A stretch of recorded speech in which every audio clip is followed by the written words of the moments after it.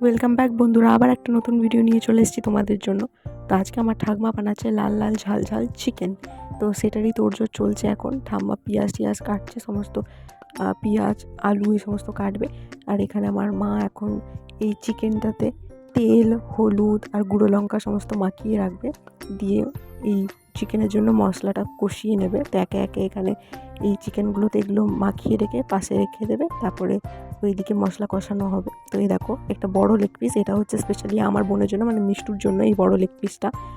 তো ও এখন স্কুলে গেছে, ও এসে দেখবে, তোকে দেওয়া হবে, ওর জন্য স্পেশালি হচ্ছে। আর এই দেখো এখানে মাংস কষা, মানে মাংস কষা না, মাংসের জন্য মশলা কষা চলছে। আমার ঠাকুমা বানাচ্ছে, মানে কষছে মশলাটা। মশলা কষানোর সময় যখন সেই মশলা থেকে তেল ছাড়তে শুরু করে, তখনই পারফেক্টলি সেই মশলাটা কষানো হয়। ওটা থেকে মানে কাঁচা মশলা স্মেলটা আর আসে না। তো এই দেখো মশলা কষানো হয়ে গেছে। এবার একে একে সমস্ত চিকেন দিয়ে দিয়েছে। এই যে লাস্টে লেগ পিসগুলো দিচ্ছে। এইবারে লেগ পিসটা মানে মিষ্টুর লেগ পিসটা অনেক বড় করে এনেছে। তো এই দেখো সমস্ত দিয়েছে। এবার এগুলো একসঙ্গে ভালো করে মিশিয়ে নেবে, দিয়ে তারপরে জল ঢেলে দেবে। তো দেখো এখন মানে কষা মশলার সাথে মাংসটা মেশাচ্ছে। আমার তো কষা মাংস খেতে দারুণ লাগে, দারুণ।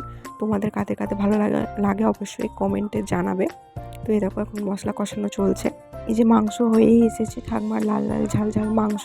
এবার পরিবেশনের পালা হয়ে গেছে। এবার মিষ্টুকে পরিবেশন করা হবে তার বড় লেগ পিস। তো দেখা যাক মিষ্টুর রিয়াকশন কেমন হয়। এরকম এখন ঠাম্মা ওকে সার্ভ করে। এত সুন্দর স্মেল উঠছে আর দেখতেও এত দারুণ হয়েছে, লাল লাল। আমার তো দেখেই খেতে আবার ইচ্ছা করছে। বন্ধুরা, এতদিন পর আমার স্বপ্ন পূরণ হয়েছে। কত বড় লেগ পিস, যারা যারা খেয়েছেন কমেন্টে বলবে।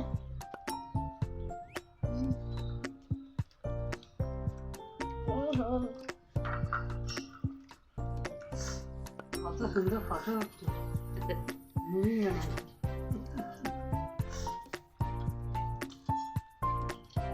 আলুটা থাক, পরে খাবো। আলু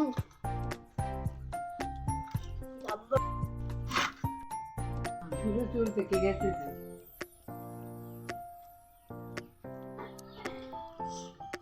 লাগায় না কিছু।